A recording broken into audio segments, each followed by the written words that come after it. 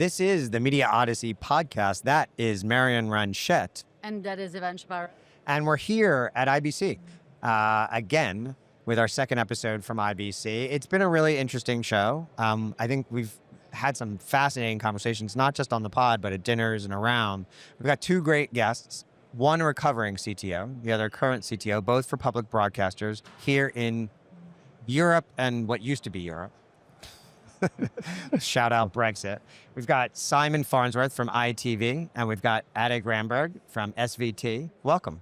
Thank you very much. A pleasure to be here. Thanks for having us. So what the fuck does a CTO do for a public broadcaster? That is my great question of the day. Simon, let's start with you. I think the true translation of the acronym is probably wrong. Which should be? It should be Chief Translation Officer. Fascinating. So,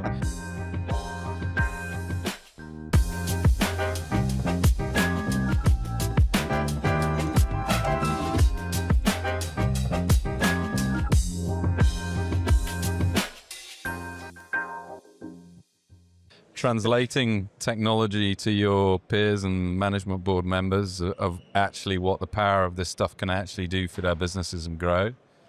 And then probably also Chief Transformation Officer, because what we're trying to do is drive transformation within our organizations, both from a sort of business model end and an actual operating model end. And I think from my perspective as well, to adding on to that, I think my biggest concern and issue as well is we are in an industry where you don't have any pause.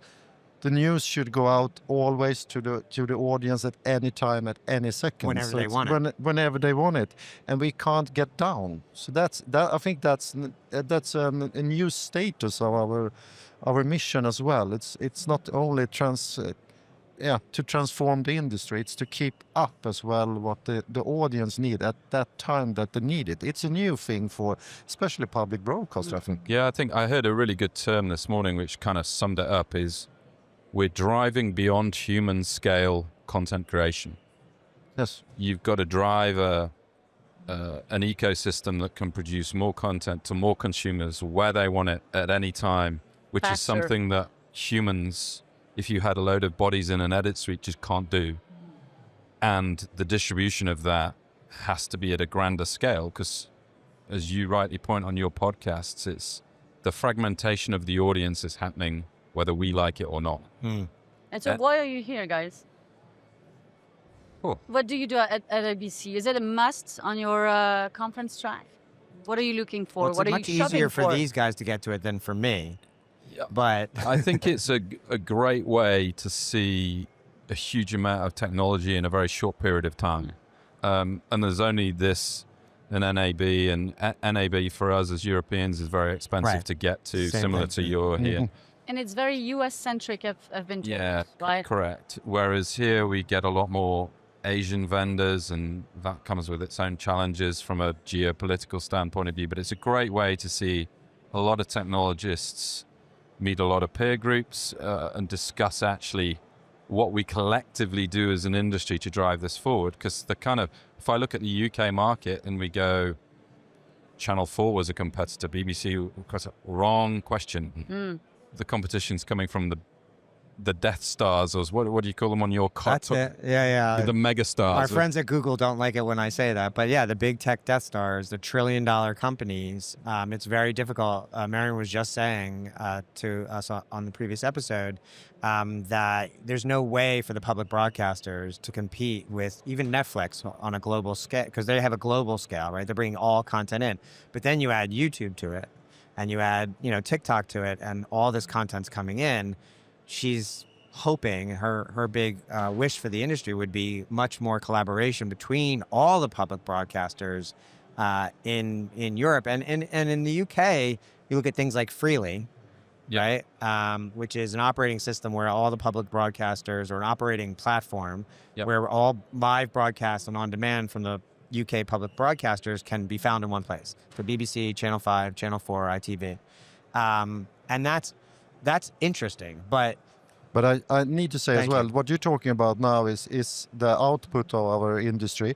IBC for me still is more the input. It's Yeah. production as well. Yeah. Unfortunately, we haven't gone so far there. The digitalization have happened As on far as the making consumer content? making content for the industry. So we need to collaborate much more than we have done before. Yeah, across the entire chain, right? Yeah, It's- but we are not there. If I you look think- at IBC today, it's still major of the vendors are accelerating their own business, not the industry.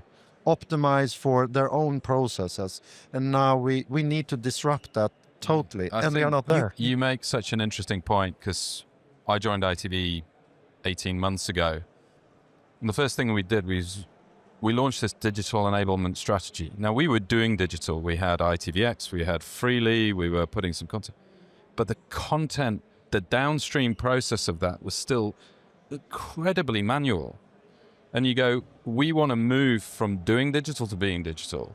And that's a totally different mindset. From doing digital to being digital. Yes. As an organization. Yeah, but I think that's a great phrase, and I want to let it rest there. Is You that can have that for free. no? But I think it's that's the challenge, right? That's the friction. Is we're just gonna throw shit up on Instagram, and now we're doing digital. Whereas you were talking about an end-to-end solution before we started the Yeah. pod, about where it just automatically broadcasts a new definition of it out to all the other platforms organically without having to think about it. But you're so far from that, right? Yeah, but you can go out and see all the stands here. It's very, very few that focus on our audience. They focus on CTOs buying a system, Right. optimize it with the It's quality. what you call whatever. the picks and shovels problem. Yes, There's yes. this Yeah. kind of ingrained, institutionalized idea that we have to sell this stuff to people, and that's our job, not make the interface better, make the experience better. I mean, you don't want to criticize anyone, but you look around you now. And I you want to go, criticize everyone, but go ahead. It's full of white middle-aged males, right? Well, That's not the population. look at this podcast. Yeah, no, Yes. exactly. And What do you call middle-aged? Yeah, but we're not thinking about a diversified audience, No. and diversified audiences are consuming content in so many different ways, and probably in ways that we don't even know is happening right now. Right. On Roblox, on Fortnite, these are new areas that are worth exploration. I did a panel yesterday with Teresa Wise from Royal Television Society, and I talked about the two different media ecosystems, one for Xers and older, and another for millennials and younger. And, you know, there is this, I think, institutional belief, and I would say this especially in the UK television ecosystem, but I think you're facing this as well, where you're from. First of all, your two countries really innovated very quickly to stream it.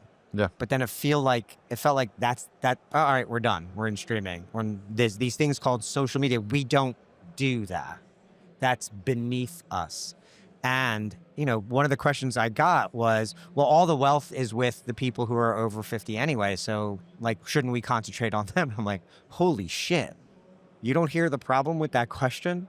So what is the resistance? What is the resistance to skipping into this new generation? You both work for very storied organizations in very storied ecosystems. Where's the friction for change when we all know it's necessary? What's stopping us?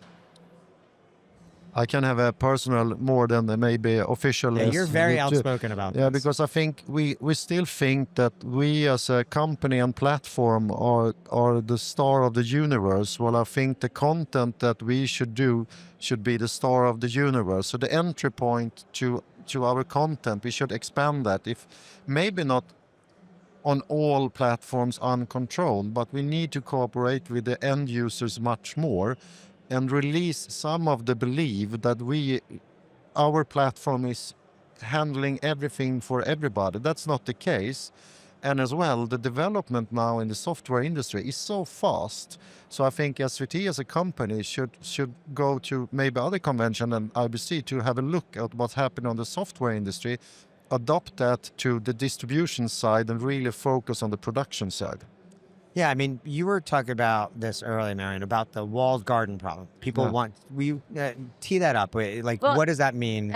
I think what you're trying to say, Adde, is that you're building something amazing in the hope, well, one, you believe it's amazing, but maybe it's not. That's number one. Number two, you're hoping that everyone will funnel through that. That destination, Yeah. that That owned and destination. operated Yeah, yeah, yeah. platform. Yes. And so the question is, number one, if you were to do things differently, what would you do, right? Because at the end of you're coming to IBC, you're here to shop for new tech. Are you buying? Are you building? What would make you leaner? And to your I point, think he's here to stir to the pot. yeah, That's more what he does. more attuned to what you're saying, which is that it is fragmented. So let's stop treating this fortress of ours that is our platform. Yeah, but we need to collaborate in different shapes that we have done, because I think it's somewhere close to 5,000 different OTT players in the world. Wow. Yeah. 5,000 And OTT that doesn't players. include social media. That's, No, that's just television OTT players. That's television content OTT Fast, players. AVOD, SVOD. Yeah. Yeah, any broadcast, platform. yeah. Any, Yeah. And that can't be a differentiator. It needs to be the content. And if we cooperate that and let the audience choose and pick what they would like to actually watch, and make a algorithm around that and really focus on the content. Because we should never ever come up with the idea to our boards to say we will build a new terrestrial network because we think it's the future for SVT. But we do that when it comes to the digital platform and believe that's the North Star. And I think we're really losing it when the content is the North Star. And then, of course, we should gain from the technology, but we are so upset with watching 2110 standards into our system that have nothing to do with the audience. We are born and raised as a tech company. Today, we are not a tech company. We should be a content company. An intellectual property. Yeah, because this is quite expensive to buy this kind of equipment. But now for those who are only listening, I'm having a you're holding a smartphone. phone. Yeah. This is not any TV standards at all, but it can do whatever vendor in here in TV standards can do. And this costs a fraction. To shoot, to produce, and watch. distribute. Yeah. Right, And exactly. distribute. And you can do it in one box without any audience at SVT or any other channels to see that it's done with this one. We were And we're just still going here and buy TV standards, uncompressed 4K. For what reason? We Right. make it so complicated. I mean, I was walking around yesterday, and some of the vendors, still these massive audio mixing desks, massive hardware. They look cool. They look really cool. And but they are kinda- expensive. I'm kind of scratching my head going, guys, I think you're kind of missing the point here. All this can be done in a software domain. Yes. I think our job here, to go back to your point, is to put the most simple tools with the most creative firepower in the right creative hands, and then understand where the audience is. Like, we at ITV now, we're experimenting with putting content on Disney Plus. We're sharing content with them. We put content on YouTube. That was more of a commercial fight than it was a desire. We've kind of got past that now. We've got ITVX, we've got Freely. We're distributed on way more platforms than we are. And now also, thanks to some good lobbying, we've got protection on government. So ITVX now has prominence on all smart Right. TVs. And we're now starting to argue potentially that should YouTube be a platform? Should we have prominence on there? We need protection because, like to your point earlier, us trying to fight toe-to-toe with Google, good luck with that. When they're taking data from Google Maps, Gmail, YouTube. Well, and it's the wrong On a global fight. It's scale. the wrong fight. It's kind of like saying ITV should go to war with Sky when you're distributed on Sky. Exactly. It doesn't make any sense. If you look at them as the new broadcast standard, not just YouTube, but also TikTok and Instagram. And by the way, the only reason we focus on YouTube so much is because YouTube's the only social media platform that is on TV. But TikTok is coming to the 100%, television, yeah. and Meta is only minutes away from figuring out what their television Spotify strategy will is. turn podcasts And then into some- video documentaries. And And some kid is so on and inventing so a on. rough beast in his garage or her garage right now. Her garage right now. And that'll be the next TV platform. But I talked to folks in the UK in particular, right? And one of the problems is, as you said, we can take these production standards and put them in the cloud and make it less expensive and faster. But there is also this thing where, well, why should we even let's say you could get a priority spot on YouTube, right? So you could get government mandated, what do you call it? Priority. Prominence. Prominence, Yeah, thank you. But there's so many in your ecosystem who say, well, we don't get attribution when we go there. It's not in our player, so we don't control it. We don't control the relationship with the end user, so we're not going to distribute the nightly news there live when it's on the telly. And my response to them is, you're getting zero attribution now. So even 50% attribution, last time I checked, you guys are math wizards, 50 is better than zero, right? So how do you change that mindset? You said you're a chief transformation officer. Yeah, I think it's the culture that actually needs to change. I think what we're seeing now is the data starting to show that. What we've seen from YouTube is that we've had very little cannibalization on ITVX with our platform. Zero, I would argue. Because your generation analysis that you did, Z's, millennials, The generation Y's, gap X, in media, thank you. They're all consuming content on different content. Our YouTube revenues are growing Fast. and it is margin. It's money. It's all new money. It's all money that From the same content. Can you repeat that again for the people in the back of the fucking room? Say it again. Your YouTube revenue is growing exponentially year on year. Yeah, I mean, it's still got a long ways to grow. But it's all additive. It's all additive. Disney Plus is additive. It's consumers that we don't have. And you look at what Netflix has done with TF1 in France.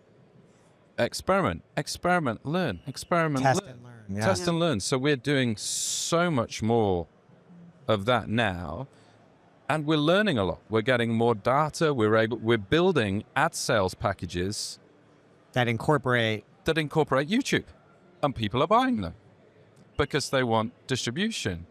And actually, interesting. And you're selling it as part of the partners program. So we've developed this technology called Planet V ad sales, where we control all the data. It's a self-service model for agencies, including a plug-in with YouTube as well. Yeah, so they can buy YouTube through that. Really?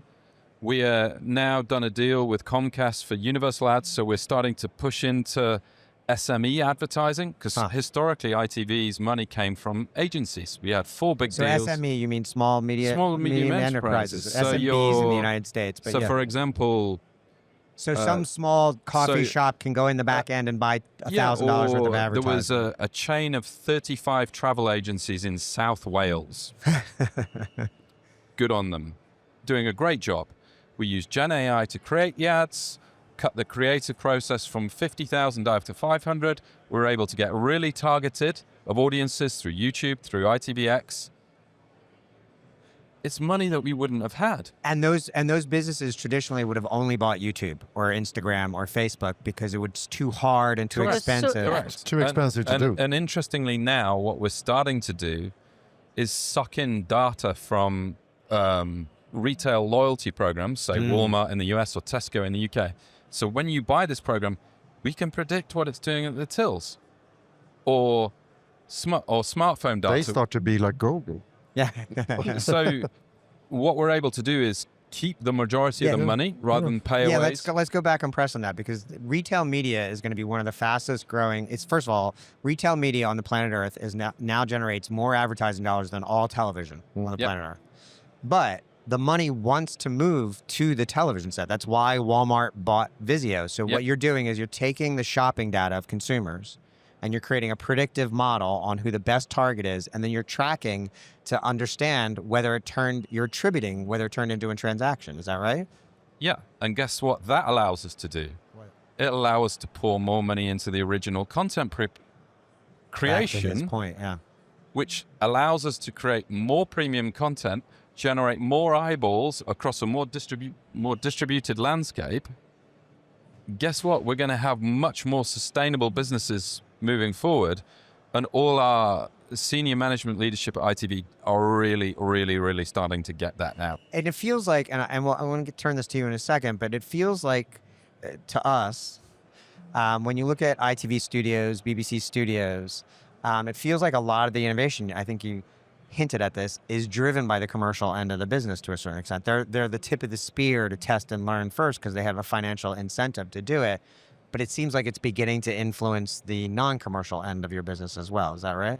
100%. So, example, and I don't want this to be misunderstood, Love Island. Yeah. Absolutely popped on Peacock in US this year. We've got 27 versions of Love Island going around the world now.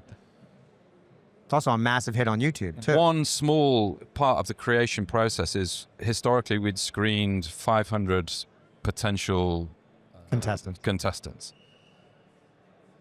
We literally had to create a 3-minute edit of every person so the producers could look at that and go, right, we want that one, that one, that one. Then you check their mental well-being and all that kind of stuff.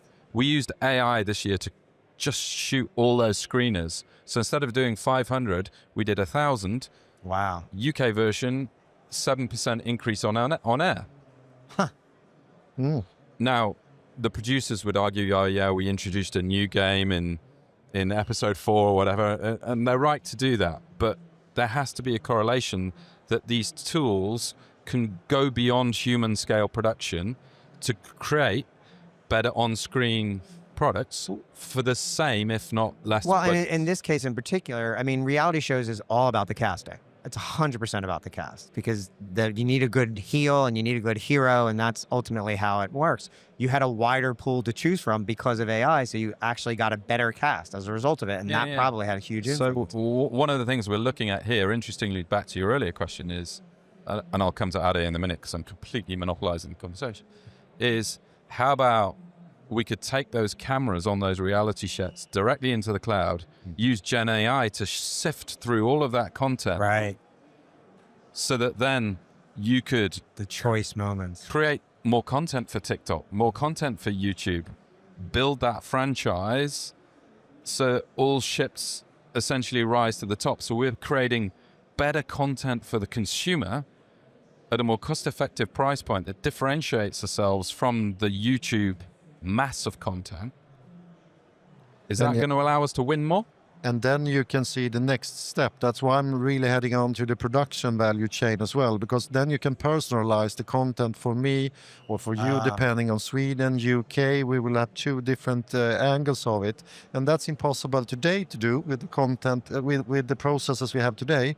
But if we go into the cloud for real and adopt to a standard which focus on the end users, devices and distribution chain, then we can really do personalization for real. But it's 100%. It's impossible today. We can't do it. What we talk about there from a technology perspective, ultimately, if you strip it all back, what we're trying to do is get complete control of our data. Yes. Video, audio, metadata, take advantage of modern tools like image recognition, speech to text. Then your semantic search can be so much more powerful. Consumers can find much more of your content faster in a personalized way. That should be a good thing for a consumer and a good thing for our business. That's I think next step for IBC and this kind of convention need to confirm this collaboration between distribution and production. And one of the industry I used to say need to actually fade out, and I think it's the broadcast production industry need to fade out to the advantage of producing a distribution quality to get to that step. And I think we are our own barriers to get there. Yeah, I think the biggest challenge is change management. We saw what happened in the US, right, with the writers' strikes. It's a massive problem for the industry. But what we've tried to say at ITV is this isn't about taking away jobs. It's putting more creative tools in your handsets with the right creative talent.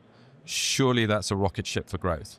Well, and to the point you made, and you make this all the time, is there are certain things that humans shouldn't be doing because it's not scalable from a human standpoint, but the reinvestment back into the content, we will ultimately hire more creatives to make more content because we're making the whole ecosystem more efficient. That's the whole thesis. That's why you change jobs from CTO to CIO, right? Yeah.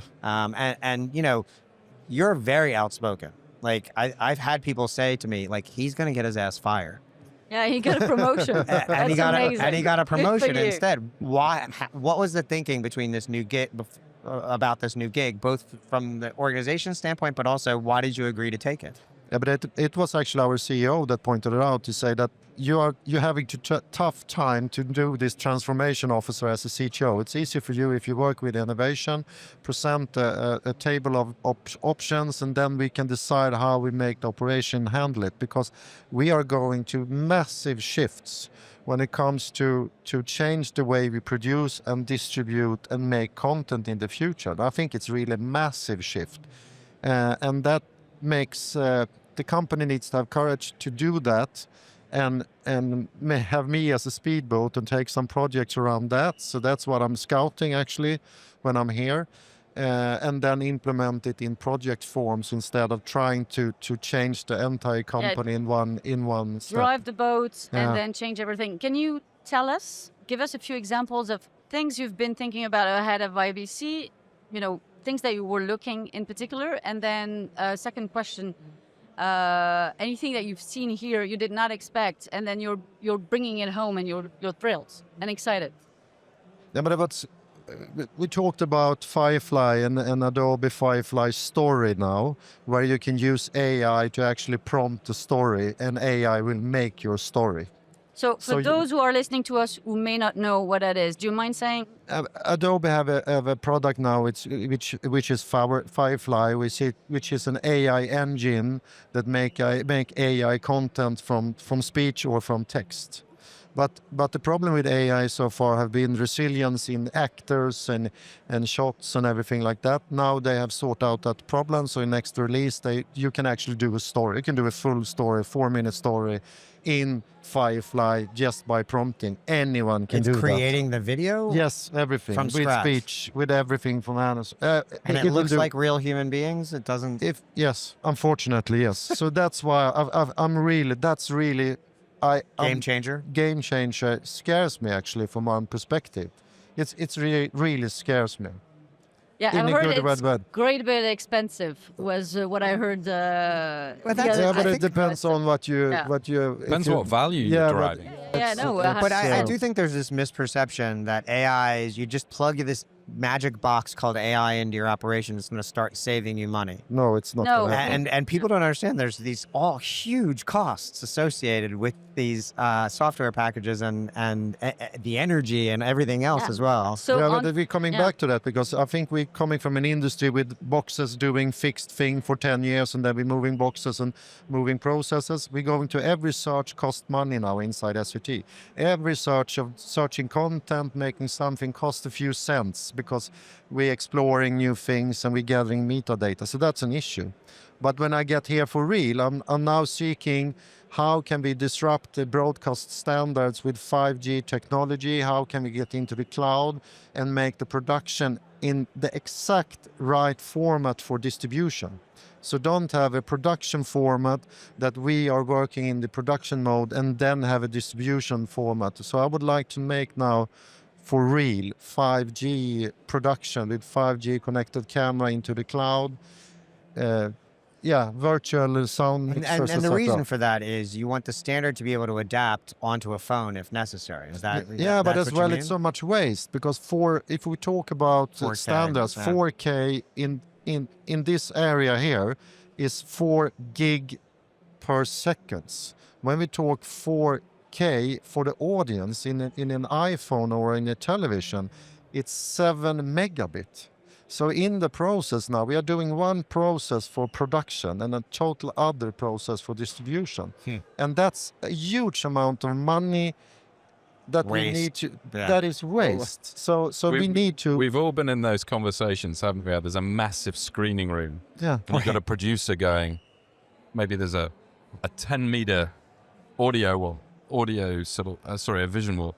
Yeah, it's this massive screen. I can see a pixel that's out of that. I said, yeah, but sorry, No, but they're On the kind of phone, watching it on yeah, this. right. And Exactly. they're watching on a 50,000K monitoring, and who at home have a 50,000K well, monitor? to be fair, on the other end of it, the cost of television is plummeting. So I can get a better and better television screen for less and less money on an ongoing basis. So the use case has to be, to your point, it has to be for both. Yeah. You have to produce for the television on the wall that looks great and the great sound, but you also have to produce it so that it looks good on an iPhone or worse, an Android, and sounds good in an earbud.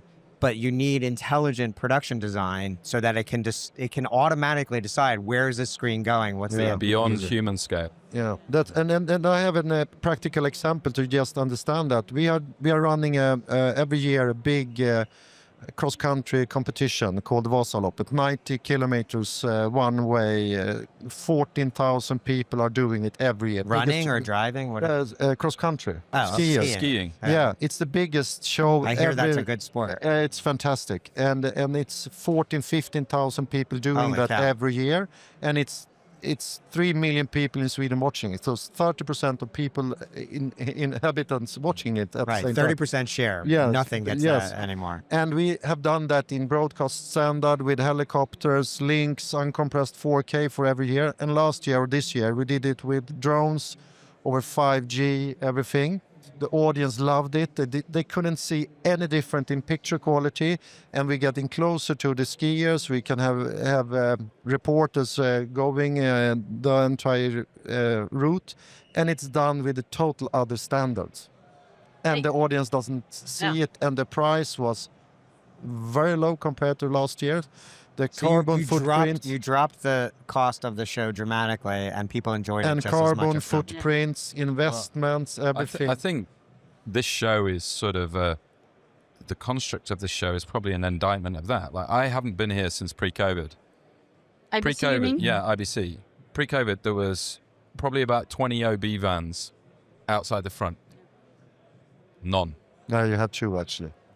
But they're not. So what's an OB van really quick? outside broadcast van, the big Gotcha. trucks that they send to NFL games or whatever else. You can do this stuff at a completely different scale and On a laptop. completely different budget now, and arguably produce more.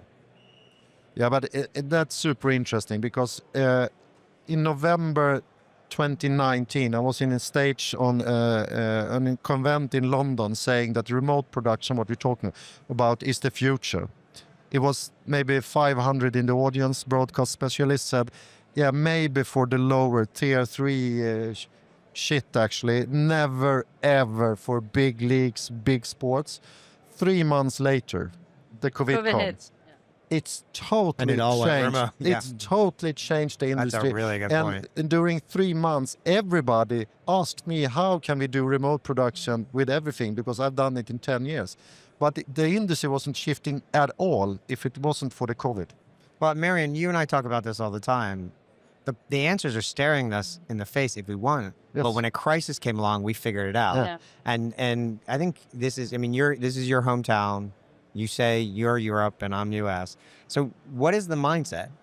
Is it the broadcaster mindset? Is the European mindset? What do you see here? And is it shifting? Well, I have to say, when I'm here, I can see that the tech is here and they can do anything, but mindsets are shifting much slower. So when you're saying you're a CTO, as in not technology officer, but transformation officer, I think what you need to do, and I'm assuming this is what you meant, what needs to be done is changing people's mindsets. I mean, people see what's staring in their face. They're not changing a single thing. So when Adde says, or when you say that someone is like, you know, in the nitty-gritty of every little thing, as if they were doing TV like 20 years ago, I think this is problematic, right? So I think the number one focus should be on that, making, you know, people management changes, right? Mindset-wise. And again, you've said it multiple times, the big challenge, and we're seeing it here, is that our audiences are not at this event.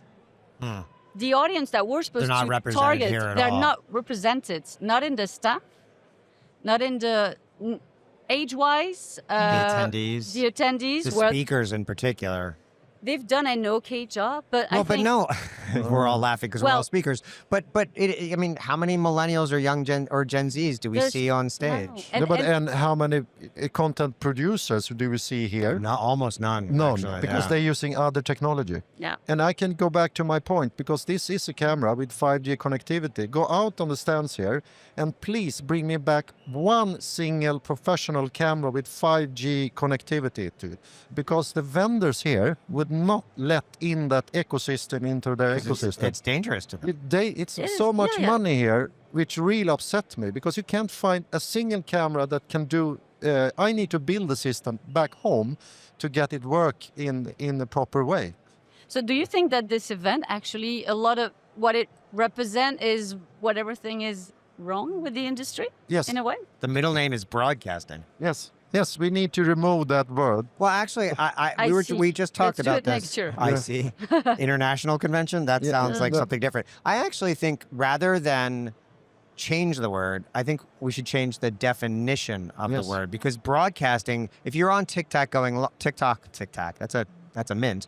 If you're on TikTok going live, you're broadcasting. Yes. If you are screaming to a crowd, you are broadcasting. So if we can adopt all the meanings of that word into that word, then this convention It's kind could, It's kind of like super broadcasting now, isn't it? 'Cause right? Historically, you'd have your remote channel 1, 2, 3, Yeah. whatever. That was broadcasting. Whereas Right. now we're super broadcasting. Oh, 1, 2, 3, TikTok, YouTube, Snapchat. And it has to be that way, right? It has, Because 'cause that's the that's- only way you can reach 100% of your audience. Exactly. Yeah, Yeah, but I but think people are you- still hung up on what it means. I think where I agree On with the on the old definition definition, of the people word. are hung up on what it means, Well, and actually- there's still that gap between what people consider tier 1. You've said it, tier 2, premium, non-premium. Yes. I mean, The that's audience is not But there. there's a difference between a definition, because if you Google broadcasting, it does not mean what we're talking about in the middle of One this to many. conference, right? It is one to To many, many, right? yeah. One to infinite to a certain extent. What broadcasting has come to mean, which is what Amanda Lotz writes about, is an industry standard, right? Yeah. An industry production standard. And we have to shake that and go back to the original definition of the word, which brings me to my most important question. Adde, how's my hair look? Does my hair look good? Perfect. Okay, Perfect. I mean, always. I- Always. I'm intimidated because you have yeah. really I good. love you have, Adde's hair more. yeah. Pretty Sorry. sweet, both of Yeah. you. Fuck Yeah. you. I'm going to throw my headphones down. If I didn't think it would mess up my hair, I would He- throw my headphones Yeah, down. that's the key. For those who around. are listening and not watching, he looks like a Viking. He you know? does look like he looks So- like Barry Gibb back in the day, which is a reference only so many of us are going to get. So, true, we were at dinner last night, Yeah. right? And I threw a prompt to the room, which was, if you could change anything about our industry, what would it be? And we weren't sitting at the same table. So I'm actually super interested. If you could change one thing, not everything, which is what you want to change, pick one thing that would be your highest priority. What would you change? If you look like a god, if you were one, what would you change? Yeah, but it's quite simple. I can talk about huge of fine things. I would like to remove the broadcast standard into a consumer viewer standard and make production there. Then if the consumer needs are uncompressed 4K, we go up to that and really, for real, change that industry and adopt to that. So you're Sounds, eliminating everything and starting from scratch, from the ground up. Yeah, but if you ask, if you were starting today, Yeah. wouldn't you? yeah, then I would do that. And Yeah. if you talk, the most watched content are still on YouTube, and it's not in broadcast standard, and it works fantastic. And then we can accelerate from that if we need to have what we consider high quality content. You would want to be, Rephrase yeah, quality. you would want to be in a creator's phase, Mindset, yeah. right? For real. Like so funny. I've heard again, YouTube creators, social media creators, guys in their room with a phone. So you would want to be that. And when you see the speed of how these guys came from this, and they actually have full professional gear and Oh, a yeah. very lean way of producing content. Yes. This is what you want to be. Yes. Look at what Yes. we're producing That's here. We're fascinating. producing on Yes. the floor of a convention. Yeah, we're yeah, going to yeah. put this out on We YouTube. have 4 mics, 4 cameras. There we cameras. go. And you were talking about those huge consoles. We're paying $200 a year for Riverside to record, and Totally then another cloud-based. 200 to distribute on Transistor. This is all it took for us to start a podcast 6 months ago. They should give us money instead of us paying them. We just promoted them. Yeah, Simon, 100%. same Thinking- question. What well- if you could change one thing about this industry, what would it be? It's one word, it's mindset. Yeah. So Oh. It's that these modern day technologies can completely transform the way we distribute content, and the mindset that the audience is in many different places. It's not just your big transmitter infrastructure in the UK or in Sweden that we've distributed content. That's gone. We all have to get into this mindset that modern day technologies and generative AI is going to completely change.